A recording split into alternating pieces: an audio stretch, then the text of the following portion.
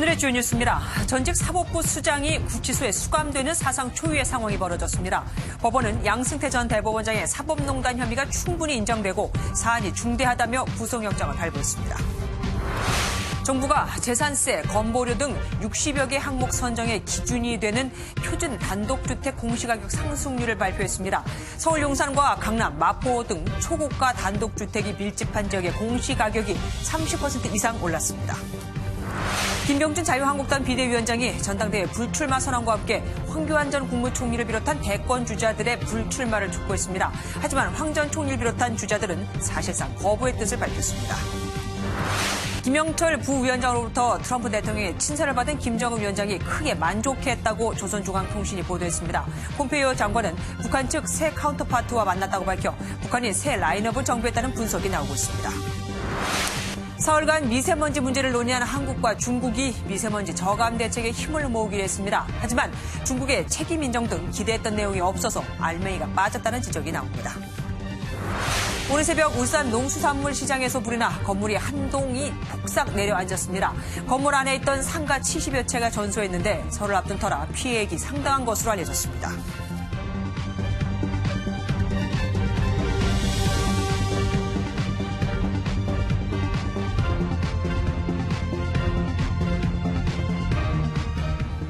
헌정 사상 처음으로 전직 사법부 수장이 구속됐죠. 양승태 전 대법원장의 지시가 담긴 꼼꼼한 수첩과 증언들이 다 있는데도 후배 판사들이 한 거다. 난 기계적으로 결재만 해준 거다라고 주장한 게 오히려 그의 발목을 잡은 듯합니다. 첫 소식 이혁근 기자가 보도합니다. 영장 심사를 마친 뒤 입을 굳게 담은 양승태 전 대법원장. 법정에서 충분히 소명하셨습니까? 이 모습을 마지막으로 양 전 원장은 오늘 새벽 서울구치소에 구속 수감됐습니다. 서울중앙지방법원 명재권 부장판사는 범죄 혐의 가운데 상당 부분이 소명되고 사안이 중대하다며 양 전 원장의 구속영장을 발부했습니다. 명 부장판사의 판단에 큰 영향을 미친 건 양 전 원장이 사법농단에 직접 관여한 증거들입니다. 강제징용 소송 일본 측 대리인인 김앤장 변호사를 만나 독대한 문건, 자필 서명이 돼 있는 판사 블랙리스트, 그리고 이른바 이규진 수첩에 대법원장을 뜻하는 대자가 적힌 부분이 양 전 원장의 발목을 잡았습니다. 양 전 원장이 영장심사에서 이런 증거들에 대해 조작되고 거짓된 진술이며 모함이라고 주장한 건 오히려 독이 됐습니다. 영장 발부 이후에 증거인멸 우려가 들어간 건 이런 배경으로 보입니다. 검찰은 사법농단 최종 책임자에게 책임을 물을 수 있는 틀이 잡힌 것이라면서도 지금의 상황을 안타깝게 생각한다는 입장을 밝혔습니다. MBN 뉴스 이혁근입니다. 애초 법조계 안팎에서는 양승태 전 대법원장에 대한 영장 발부가 쉽지 않을 거다라고 봤는데 그 예상이 깨졌죠. 반면 영장이 재청구된 박병대 전 대법관은 이번에도 구속을 면했습니다. 사법농단의 공범이라면서 왜 박 전 대법관은 구속을 면했을까요? 그간 수차례 영장 기각을 놓고 방탄판사단, 제19 감싸기라는 비판을 받은 법원으로서는 읍참마속의 결단으로 전직 최고수장 구속이라는 그 카드를 짚은 듯합니다. 그를 구속함으로써 박병대 전 대법관 등 다른 법관에 대한 추가 구속영장 청구를 막겠다는 계산인 거죠. 한때 사법부 수장이었던 양 전 원장은 결국 서울구치소 독방에서 아침을 맞이했습니다. 박근혜 전 대통령이 있는 바로 그 구치소입니다. 서울중앙지검에 나가 있는 기자 연결해 보겠습니다. 송 기자, 양 전 대법원장의 구치소 입소 절차 어땠습니까? 네, 법원이 구속영장을 발부하면서 양 전 대법원장은 오늘 오전 2시쯤 서울구치소에 수감됐습니다. 양 전 원장은 어제 오후 4시쯤 영장 실질 심사를 마친 뒤 서울구치소로 이동해 줄곧 대기 상태였습니다. 영장 집행이 새벽 시간대인 점을 고려해 양 전 원장은 미결수들이 입는 카키색 수의로 갈아입는 등 간단한 입소 절차를 거친 뒤 기존 대기 장소에서 첫날 밤을 보냈습니다. 이후 아침 식사를 마친 양 전 원장은 일명 머그샷으로 불리는 수용기록부 사진 촬영과 함께 6제곱미터 약 1.9평 규모의 독방을 배정받았습니다. 같은 구치소에 박근혜 전 대통령이 쓰는 독방의 60% 크기로 서울 동부구치소의 이명박 전 대통령의 독방에 비하면 절반도 안 됩니다. 예, 송 기자, 사법농단의 최정점인 양 전 대법원장이 구속된 만큼 앞으로 수사가 급물살을 타게 되겠죠. 네, 영장 전담 판사가 범죄 사실 중 대부분이 소명됐다고 밝혔지만 이게 곧 유죄를 의미한 건 아닙니다. 따라서 유죄를 입증하기 위한 후속 보완 수사가 매우 중요한데요. 일단 검찰은 새벽녘에야 구속영장이 발부된 만큼 오늘은 쉬고 이르면 내일 양 전 원장을 소환해 조사할 것으로 보입니다. 검찰은 열흘간 양 전 원장을 구속 수사할 수 있는데 최대 한 차례 연장해 20일까지 구속할 수 있습니다. 따라서 다음 달 12일 전엔 기소가 이루어져야 하는 만큼 양 전 원장을 여러 차례 소환할 것으로 보이는데요. 또 박병대, 고영한 전 대법관 등 100명이 넘는 사법농단 의혹 연루자 가운데 사법처리 대상을 선별해 일괄 기소할 방침인 것으로 알려졌습니다. 다만 양 전 원장이 구속되면서 기소 대상은 최소화할 것이라는 분석이 나오고 있습니다. 지금까지 서울중앙지방검찰청에서 MBN 뉴스 송기준입니다. 전직 수장의 구속 소식에 사법부는 큰 충격에 빠졌습니다. 김명수 대법원장은 참담하고 부끄럽다 하면서 두 차례나 허리를 숙여가며 국민에게 사과했습니다. 조경진 기자입니다. 출근길에 나선 김명수 대법원장은 양승태 전 대법원장의 구속에 대한 입장을 묻자 굳은 표정으로 깊이 고개부터 숙입니다. 참으로 참담하고 부끄럽습니다.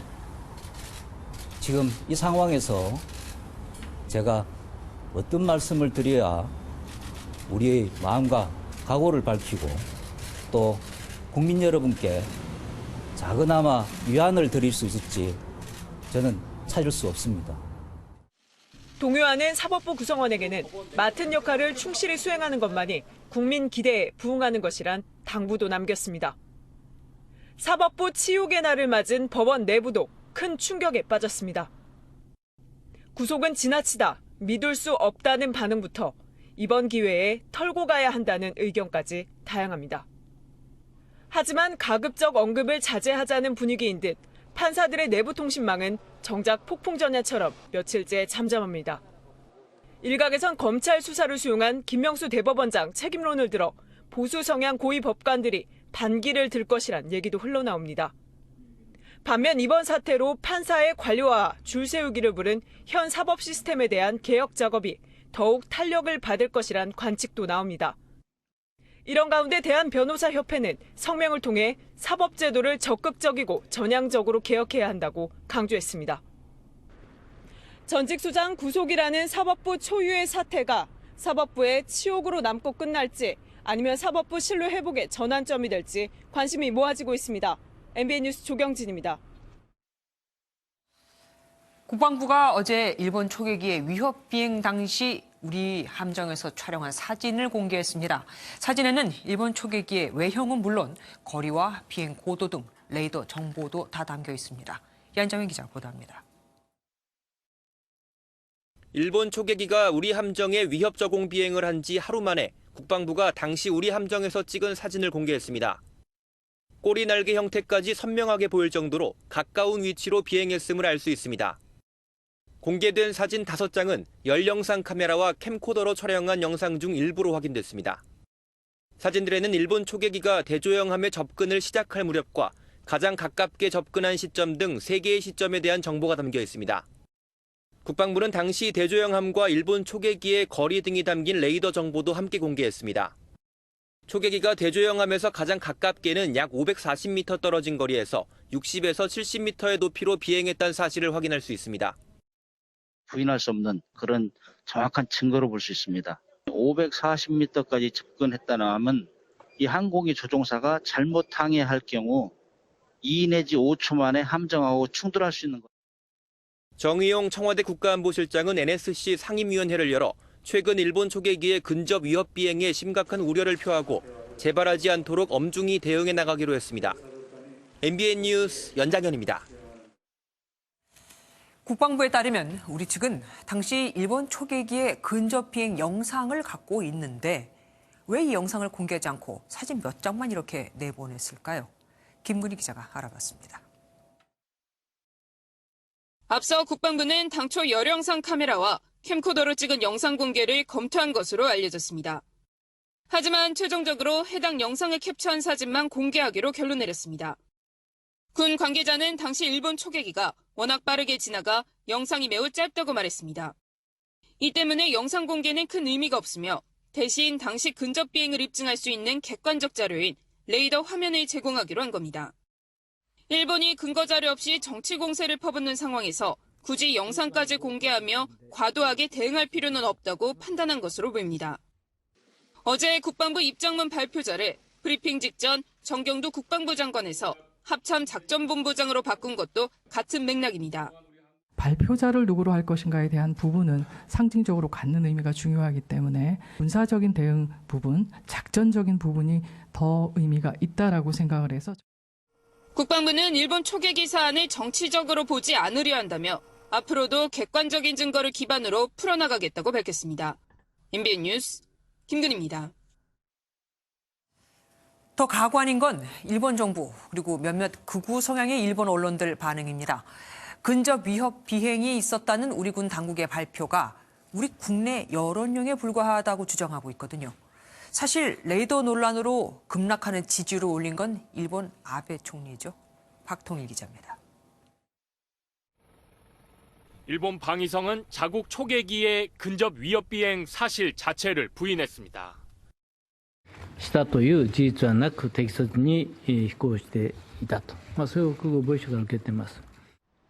일본 극우 언론도 거들고 나섰습니다. 일본 산케이 신문은 한국 국내 어필의 기쓰기라는 제목의 기사를 게재하며 한국 정부가 이번 사안을 한일 관계보다 국내 여론을 달래려는 의도로 활용하고 있다고 보도했습니다. 요미우리 신문 역시 일본 정부 고위 관리의 말을 인용해 한국 군 당국의 발표를 국내 호소용으로 묘사했습니다. 새로울 게 없는 뻔뻔한 태도지만 실제로 일본 정부는 그 효과를 톡톡히 누리고 있습니다.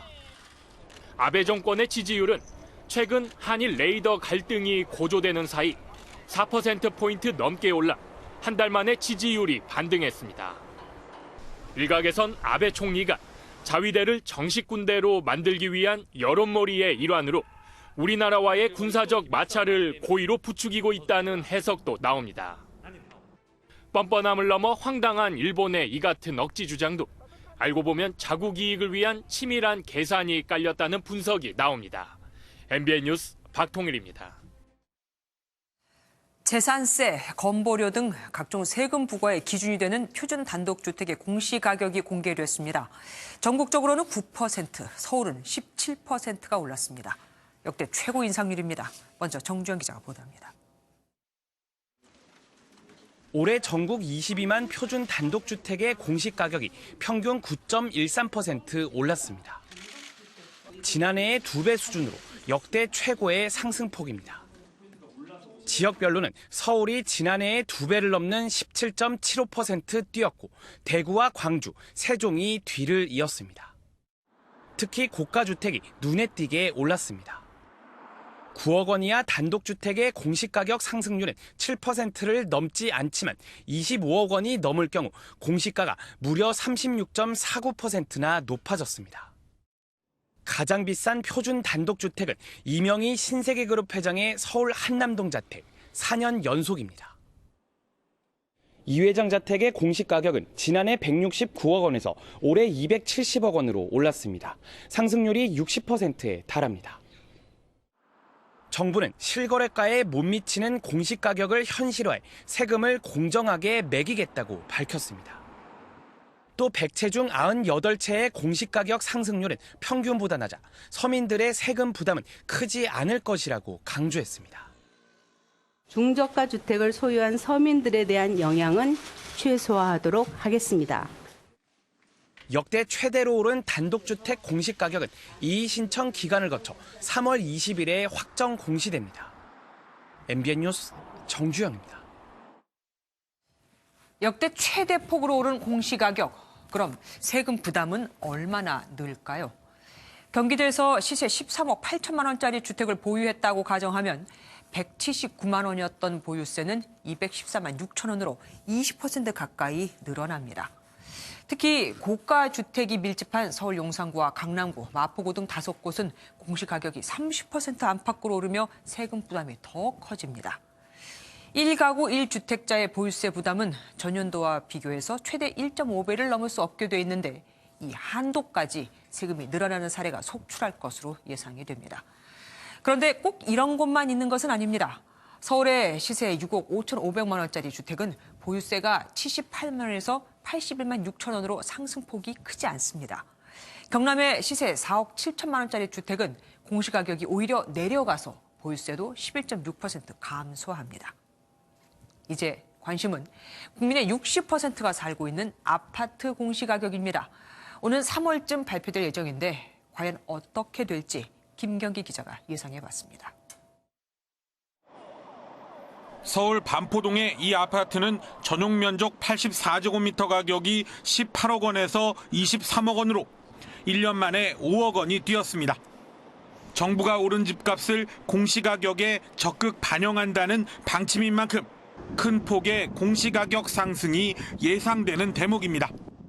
실제 시세 대비 공시가격의 비율인 현실화율을 70%만 적용해도 공시가격은 16억 원으로 3억 원가량 높아집니다. 특히 아파트도 고가일수록 그동안 현실화율이 낮았던 만큼 이를 한 번에 높일 경우 세부담 충격이 적지 않을 전망입니다. 이제 강남의 재건축 아파트라든가 마포에 최근에 지어서 대단히 규모로 형성된 아파트 같은 경우에는 과거에 비해서 굉장히 많이 오를 것 같아. 적어도 한 20-30% 이상 오를. 다만 전체적으로는 아파트의 공시가격 상승폭이 단독주택보다 크지 않을 전망입니다. 아파트는 현실화율이 65%에서 70% 수준이어서 50%대인 단독주택보다 10%포인트 이상 높기 때문입니다. 여기에 정부의 강력한 규제로 최근 2-3억 원씩 떨어진 아파트가 속출하는 점도 공시가 결정에 변수가 될 전망입니다. 국토교통부는 가격조사와 검증 등을 거친 뒤 오는 3월 소유자들에게 아파트 공시가격 잠정안을 통보할 예정입니다. MBN 뉴스 김경리입니다. 뉴스 앵커를 겸하고 있는 손석희 JTBC 사장이 폭행 시비에 휘말렸습니다. 김도현 기자가 보도합니다. 서울 상암동의 한 술집입니다. 지난 10일 자정쯤 언론인 출신 40대 김모 씨가 이곳에서 폭행을 당했다는 신고가 접수됐습니다. 그런데 김 씨가 가해자로 지목한 사람은 다름 아닌 손석희 JTBC 사장이었습니다. 김 씨는 손 사장으로부터 주먹으로 얼굴을 2차례 맞았다며 인근 파출소를 직접 찾아 신고했습니다. 당시 상황을 지켜본 종업원들도 시비가 있어 경찰이 다녀갔다고 밝혔습니다. 손석희 사장님 자주 오시죠, 여기? 자주 오시지 않으시고 가끔. 경찰은 안 왔어요? 왔다 가셨다고 그래요. 당시 상황이 담긴 녹취를 MBN이 입수했는데 손 사장이 김 씨를 달래며 사과하는 음성이 담겼습니다. 폭행 사실 인정하고 사과하신 거죠?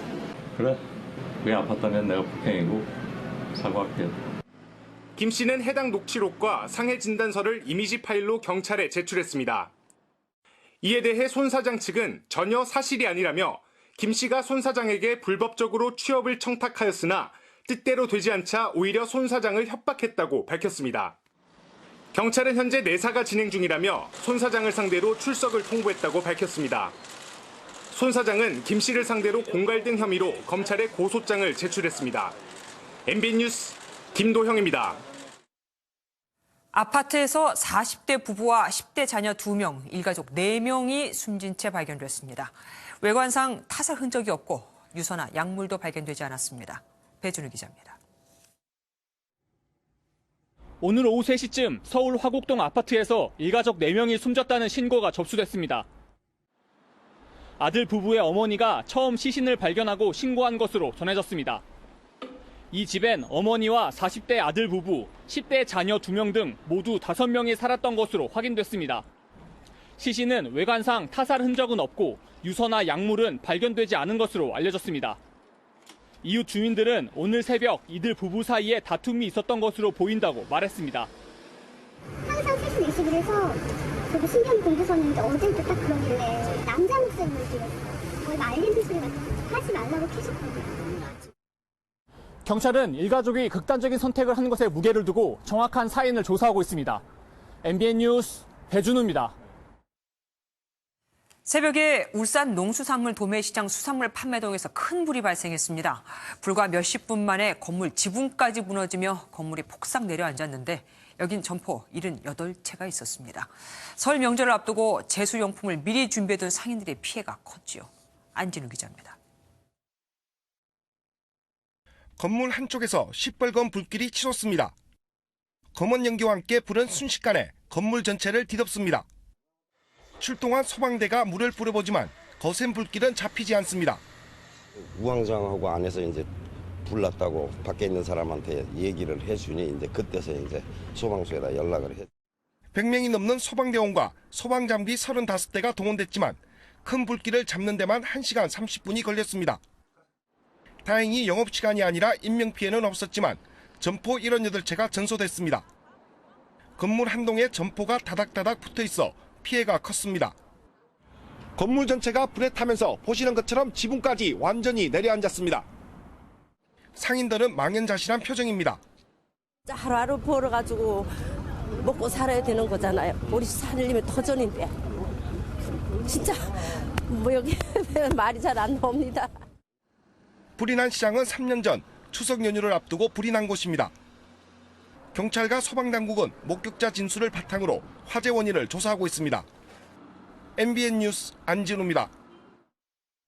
반려견을 잃어버렸다가 어렵게 동물보호센터에 입소된 거 알아내 찾으러 갔는데 내 개는 없었습니다. 입소한 바로 그날 안락사를 시켜버렸거든요. 아무리 사납더라도 적어도 일주일은 데리고 있는 게 원칙인데 말입니다. 강세영 기자가 단독 취재했습니다. 박모 씨는 지난해 믿기 어려운 일을 겪었습니다. 길 잃은 반려견을 찾아 헤맨 끝에 지자체 동물보호센터에 입소된 사실을 알아냈지만 이미 안락사된 후였습니다. 8년 동안 가족처럼 지내던 반려견이었습니다. 이른 대신 아빠께서 정말 무슨 일이 생기는 게 아닌가 싶을 정도로 힘들게 찾아다니셨어요. 가족들에게 미친 슬픔과 그 황망함을 이곳에서 소방관으로부터 구조된 반려견은 이후 동물보호센터로 옮겨졌고 그날 곧바로 안락사됐습니다. 하지만 이 과정에서 입소나 안락사 관련 기록은 제대로 작성되지 않았습니다. 센터는 기록 누락 등은 인정하면서도 통제가 어려울 정도로 사나웠기 때문에 안락사 자체는 법적으로 문제가 없었다는 입장입니다. 너무 사나워서 여기서 보호관리할 수 없다고 판단이 돼서 물론 현행법상 사람이나 동물에게 위해를 끼칠 우려가 높을 경우 안락사시킬 수 있습니다. 문제는 이런 경우에도 소유자가 유기견을 찾아갈 수 있도록 공고하고 최소 열흘간 보호를 한 뒤 안락사해야 합니다. 하지만 센터 측은 이런 규정에 대해 정확하게 몰랐을 뿐 아니라 지키지도 않았습니다. 10일의 기간이 경과하기 전에는 개에 대한 소유권이 동물보호센터에 없기 때문에 질병이나 상해의 정도가 심각해서 고통의 경감이나 질병 전파를 예방하기 위한 필요가 아닌 경우에는 지자체 관할 동물보호센터조차도 부실한 안락사 운영 실태가 드러나면서 보다 체계적인 관리가 필요하다는 지적이 나오고 있습니다. MBN 뉴스 강세현입니다. 산에 나무를 하러 간 60대 남성이 멧돼지에 물려 숨졌습니다. 온몸 여기저기가 마치 자상을 입은 듯 처참했습니다. 멧돼지의 송곳니가 예리하거든요. 심우영 기자입니다. 인기척에 놀란 119 구급대원이 야산에 불빛을 비추는 그 순간 멧돼지 한 마리가 숲으로 들어갑니다. 멧돼지가 있던 야산 구덩이에선 선명한 핏자국과 함께 60대 남성이 숨진 채 발견됐습니다. 마을에서 불과 200여 미터 떨어진 곳이었습니다. 남성은 온몸에 상처를 입었습니다. 나무를 하러 간다고 해가지고 돌아오지 않아가지고 그 나무를 하러 간 야산을 수색하는 도중에 사망된 시신을 발견했습니다. 시신 주변에는 이 남성을 공격한 것으로 보이는 몸 길이 1.5m 정도의 멧돼지 한 마리가 서성거리고 있었는데 소방관과 주민들이 다가가자 화물차를 들이받는 등 날뛰다 산 아래로 달아났습니다. 150km 이상 나가겠더라고. 돼지가 차를 확 밀더라고. 그래 나도 차를 확 밀었지. 앞으로 밀면서. 그러니까 한 서너 차례 더 공격을 하더라고. 나도 확 밀고 지도 밀고. 이 남성은 고추 농사에 필요한 이런 나무를 구하러 산에 올랐다가 갑자기 나타난 멧돼지의 습격을 받고 변을 당했습니다. 경찰은 멧돼지와 싸우다 남성이 숨진 것으로 보고 정확한 사망 원인을 조사하고 있습니다. MBN 뉴스 심우영입니다. 단속을 나온 출입국 공무원인 척 행세를 하며 마사지 업소에 취업한 불법 체류 외국인 여성들에게 금품을 뜯어낸 일당이 붙잡혔습니다. 자신들이 이런 여성들을 불법으로 취업시킨 적이 있거든요. 이들은 또 자신들의 범행이 드러날까 외국인 여성들을 자국으로 출국시키기도 했습니다. 임성재 기자입니다. 한 무리의 남성들이 한 마사지 업소 안으로 들이닥칩니다. 불법 체류자 단속을 나온 출입국 공무원인 양 태연하게 손님을 내쫓는 남성들. 놀란 외국인 여성 종업원들도 가방을 챙겨 나옵니다.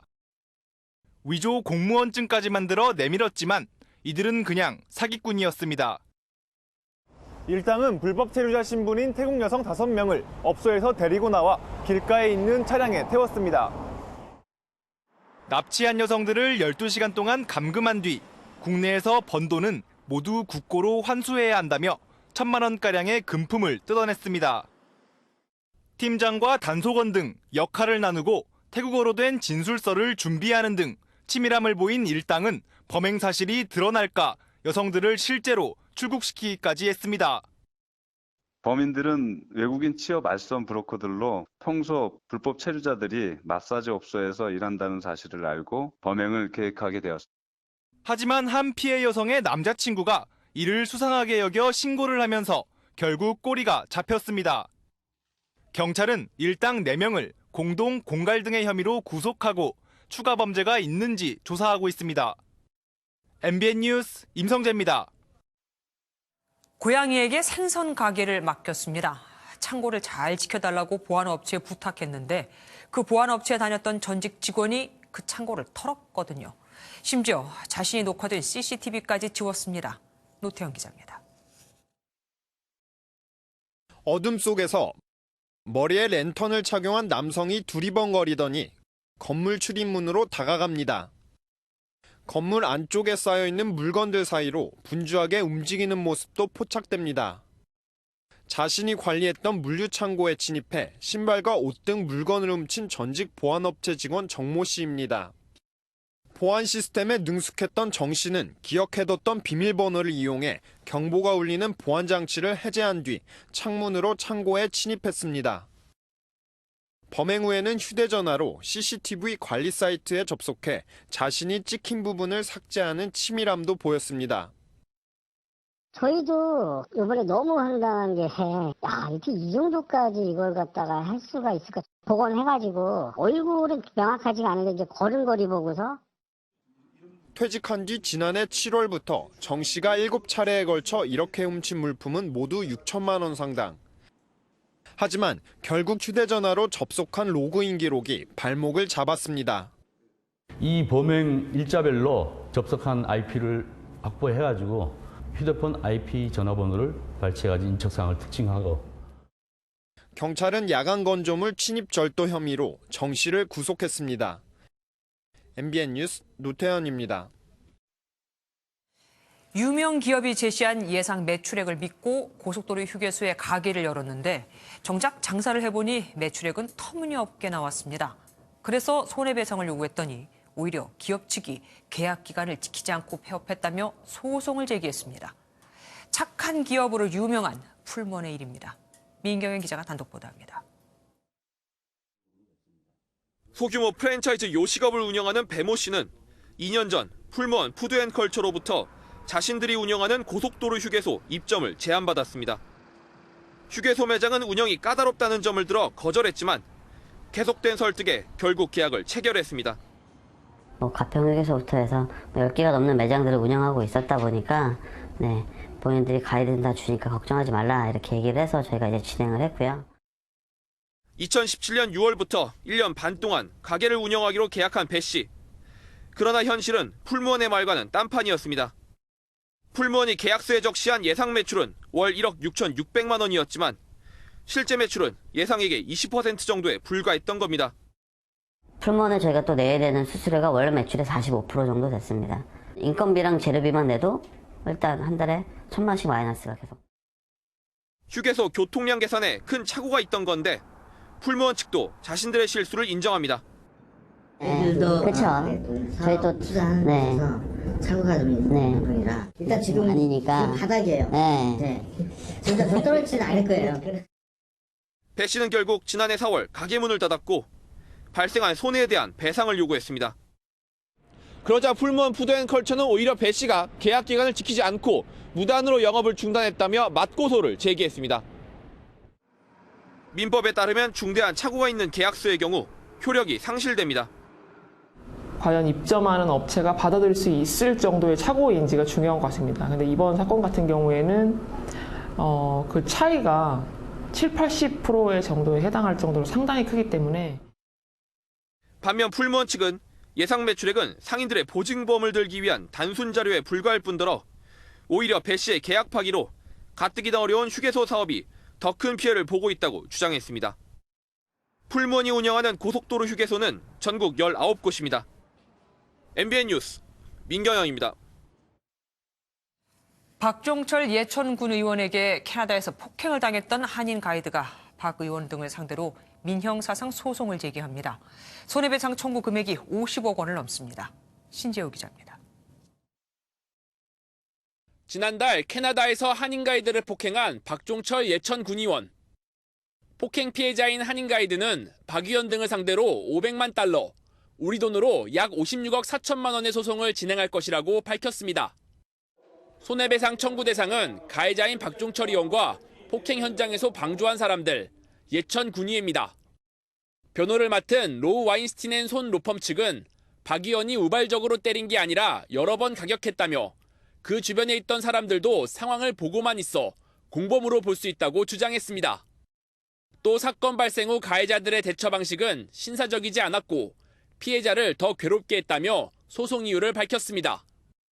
단 재판 건할권 문제 때문에 소송은 장기화할 가능성이 커 보입니다. 폭행 사건이 발생한 곳은 캐나다, 피해자는 미국 국적의 한국계 미국인, 가해자는 한국 국적자이기 때문입니다. 만약 법원에서 최종적으로 피해배상 판결이 내려진다면 박 의원의 한국 내 재산은 강제 징수될 수 있습니다. MBN 뉴스 신재호입니다. 재산을 기부한다고 해서일까요? 손혜원 의원의 목포 투기 의혹을 연일 비난하던 박지원 민주평화당 의원이 한 발 물러섰습니다. 손 의원은 목포 투기 논란 이후 오히려 후원금이 쏟아지면서 후원금 한도를 다 채웠다고 밝혔습니다. 김문영 기자입니다. 손혜원 무소속 의원의 목포 기자회견 이후 손 의원을 투기의 아이콘이라고 공격하던 박지원 민주평화당 의원이 한 발 물러섰습니다. 목포는 옛날 도시이기 때문에 조그만 집 한 채도 집원이 3개로 된 곳도 있는데 이걸 언론에서는 3채로 보도가 된단 말이에요. 이런 점은 좀 억울한 점도 있다. 소모적으로 손 의원과 갈등 관계에 섞이고 싶지 않다는 뜻을 분명히 밝힌 겁니다. 박 의원은 손 의원이 모든 재단 재산과 유무를 목포시나 전남도에 기부하기로 한 만큼 손 의원의 진실성을 믿어야 한다고 강조했습니다. 그 100억 원대의 재산과 박물관을 만들어서 전남도나 목포시에 기부 체납하겠다라고 한 것은 얼마나 좋냐. 처음부터 이런 설명을 했었으면은 참 좋았을 건데 아쉽다. 이런 가운데 손 의원은 투기 의혹 이후 후원금이 몰려들면서 올해 국회의원 후원금 모금 한도인 1억 5천만 원을 다 채웠다고 밝혔습니다. 손 의원은 눈 하나 깜빡 않고 악다구니로 싸우고 있는데 여러분이 저를 울게 만든다는 글을 남겼습니다. MBN 뉴스 김문영입니다. 김병준 자유한국당 비상대책위원장이 오늘 전당대회 불출마를 선언하며 어제 MBN 단독 보도대로 황교안 전 총리 등 대선 주자급 당권 후보들도 나오지 말라고 촉구했습니다. 친박과 탄핵 논란이 다시 불거진다면서요. 황 전 총리는 뭐라고 답했을까요? 최형규 기자입니다. 당대표 출마설이 꾸준히 제기됐던 김병준 비대위원장이 전당대회 불출마를 선언했습니다. 그러면서 대선 주자급 당권 후보들도 나오지 말라고 했는데 특히 유력 주자인 황 전 총리가 나서면 안 되는 이유를 주로 설명했습니다. 친박 프레임과 탄핵 프레임으로부터 자유로울 수 없으며 또 이러한 프레임은 2020년 선거를 공세가 아닌 수세로 치르게 할 가능성이 있습니다. 김 위원장은 황 전 총리 불출마를 촉구한 직후 당 행사에서 황 전 총리를 만나 어색한 악수를 나눴습니다. 황 전 총리는 자신 때문에 내년 총선에서 자유한국당이 수세에 몰릴 것이란 지적에 대해 불쾌감을 드러냈습니다. 그래서 저는 저의 길을 가도록 하겠습니다. 누가 나오면 공세적이 될 수 있을까요? 그렇잖아요. 오세훈 전 시장 역시 출마 여부는 당원의 판단을 받아야 하는 문제라며 김 위원장의 문제 제기에 동의하기 어렵다고 반발했습니다. 두 사람은 계획대로 조만간 출마 선언을 할 예정인 가운데 전당대회가 다가올수록 당내 신경전은 점점 치열해질 것으로 보입니다. MB 뉴스 최영규입니다. 문재인 대통령이 오늘 기업은 간섭하거나 규제하지 않겠다, 지원하겠다고 했는데 기업들이 헛갈려하고 있습니다. 어제는 국민연금의 주주권, 기업 경영 참여를 적극 행사하겠다고 했으니까요. 황재원 기자입니다. 지역경제 행보에 나선 문재인 대통령이 대전시청을 찾아 4차 산업혁명 진행 상황을 살폈습니다. 대덕특구와 한국항공우주연구원을 둘러본 문 대통령은 과학기술 관련 혁신 기업에는 규제와 통제 대신 전폭적인 지원을 약속했습니다. 정부는 간섭하지 않을 것입니다. 규제하지 않을 것입니다. 혁신하는 기업을 도울 것입니다. 이 같은 언급은 국민연금을 통한 대기업 경영 관여를 시사한 어제 발언과 기조가 180도 달라진 말입니다. 국민이 맡긴 주주의 소임을 충실하게 이행하겠습니다.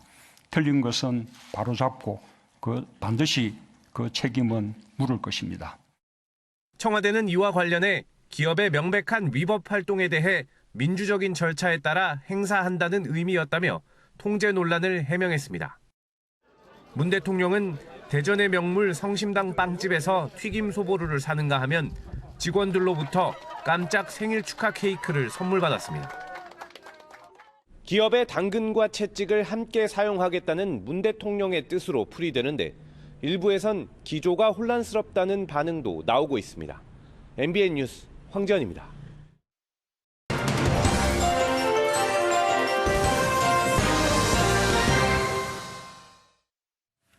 금메달이 아니라서 죄송합니다.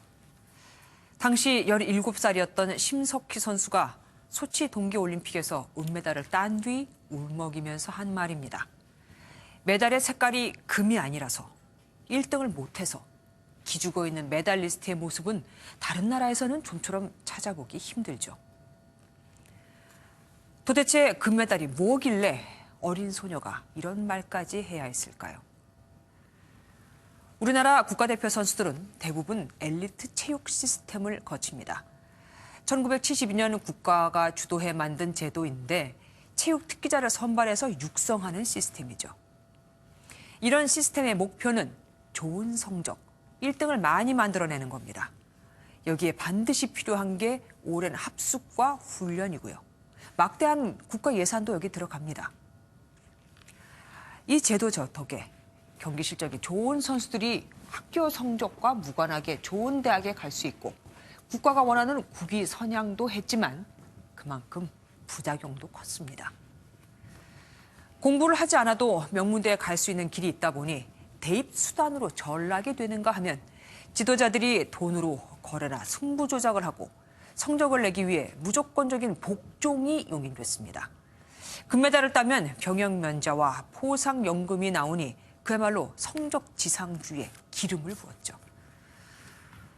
이런 구조에서 선수는 무조건 복종할 수밖에 없습니다. 그래서 곰고 굶은 문제들이 터졌고 오늘 당정이 50년 가까이 우리 스포츠계 골건이 됐던 엘리트 체육 시스템을 전면 재검토하겠다고 밝혔습니다. 이번에야말로 하나마나한 대책, 재탕, 삼탕의 대책이 나오지 말아야 할 텐데 왜 이렇게 불안하죠? 체육계의 성적 지상주의에 대한 사회적 재검토도 해봤으면 합니다.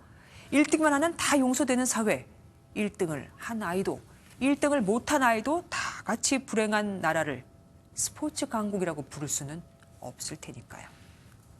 뉴초점이었습니다.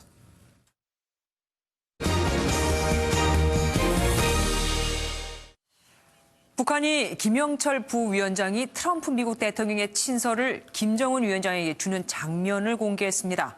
그만큼 김 위원장이 친서 내용에 만족했다는 뜻이겠죠. 주진희 기자가 보도합니다. 밝은 표정의 김정은 국무위원장 손에 들린 종이에 트럼프 미국 대통령의 사인이 보입니다.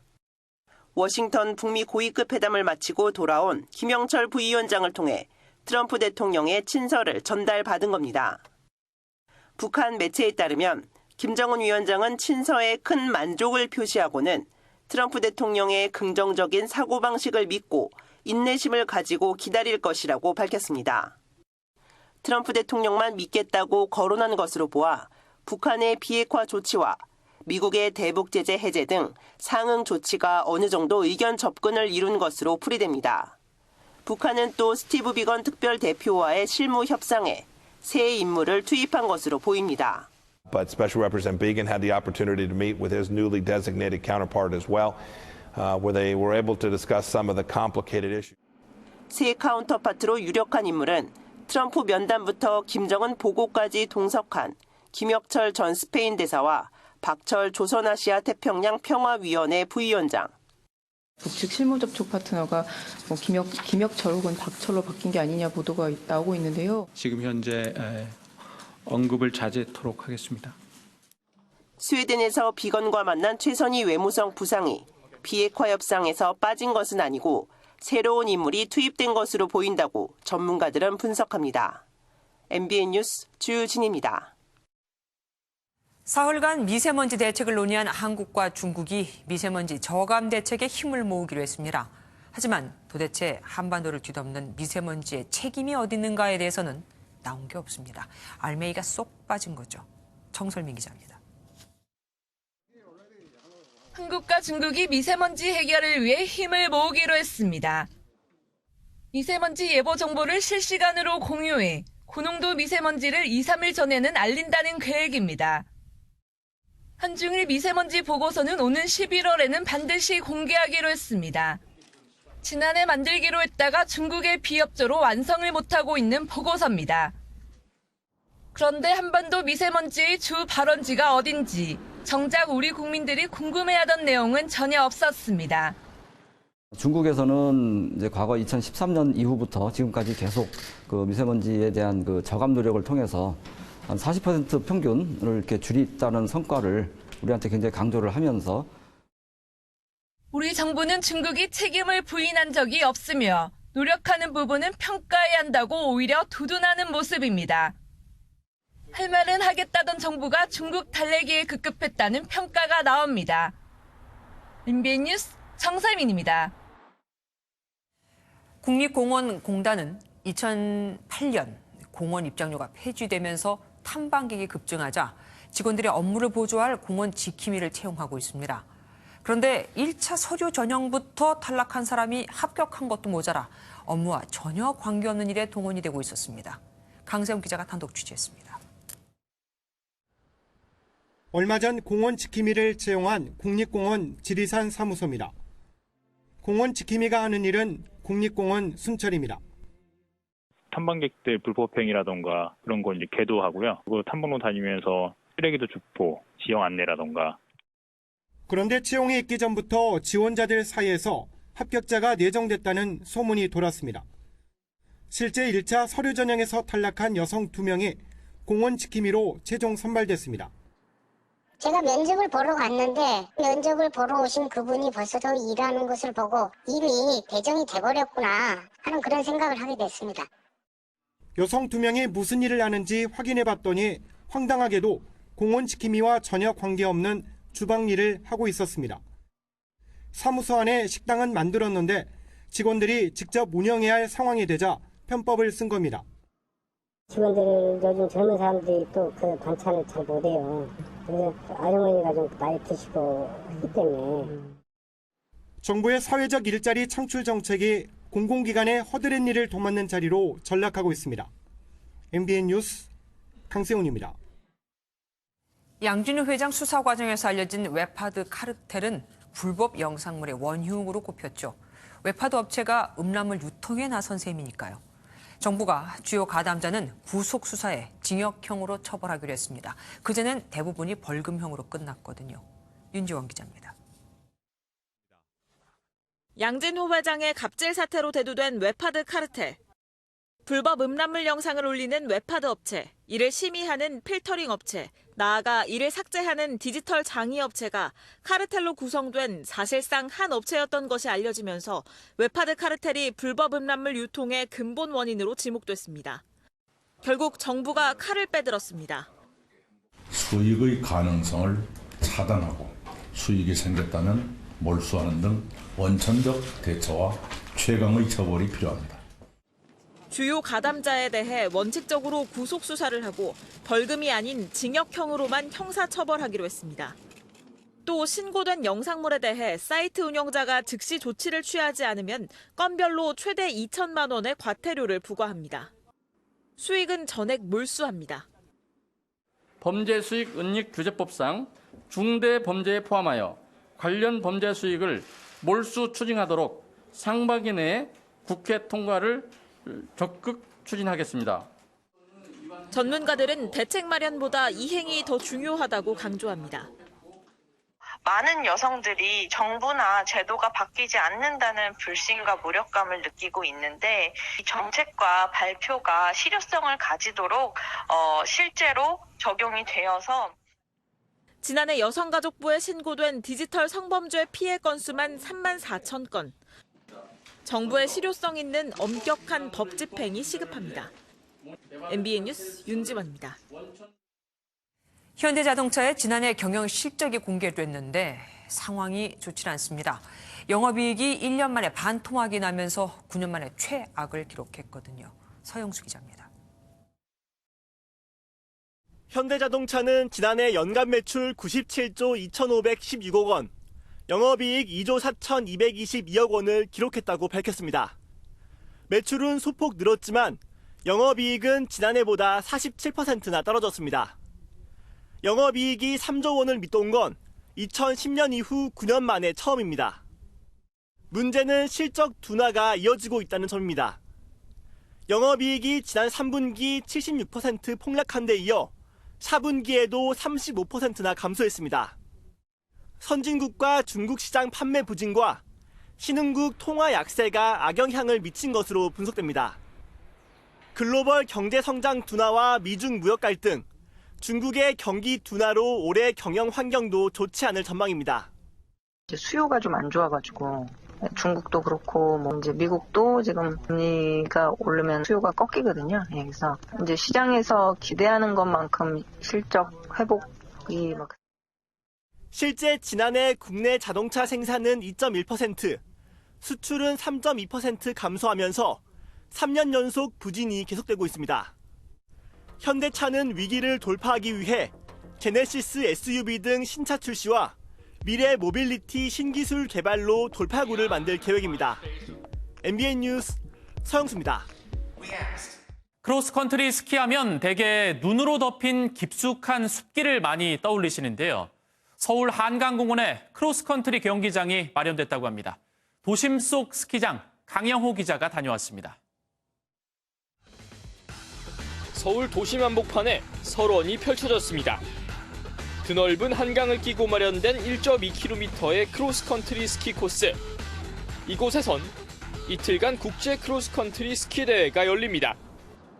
깊은 산속이 아닌 도심에 마련된 크로스컨트리 경기장은 대회뿐 아니라 시민들의 체험 공간으로도 활용됩니다.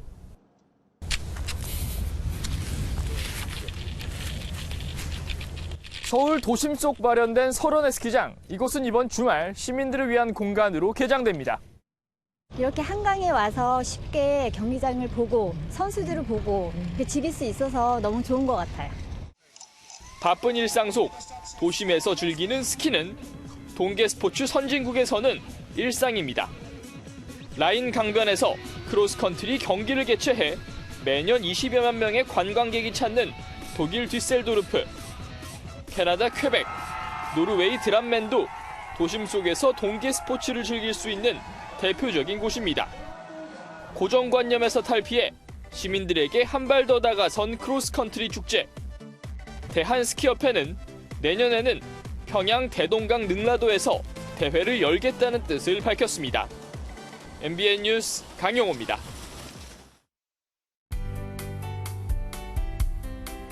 오늘 춥다고 느끼셨죠? 평년과 비슷한 겨울 추위지만 그동안 예년보다 무척 포근했던 터라 오늘 추위가 크게 다가옵니다. 당분간 이처럼 예년 이맘때 겨울 추위가 이어지겠습니다. 내일 서울의 아침 최저기온 영하 5도, 한낮 기온은 3도가 예상되고요. 주말에는 서울의 아침 최저기온이 영하 7도까지 떨어지겠습니다. 한편 오늘 서울에도 건조주의보가 새롭게 내려지는 등 대기는 점점 더 건조해지겠습니다. 내일 해안 곳곳에는 눈 소식이 들어있습니다.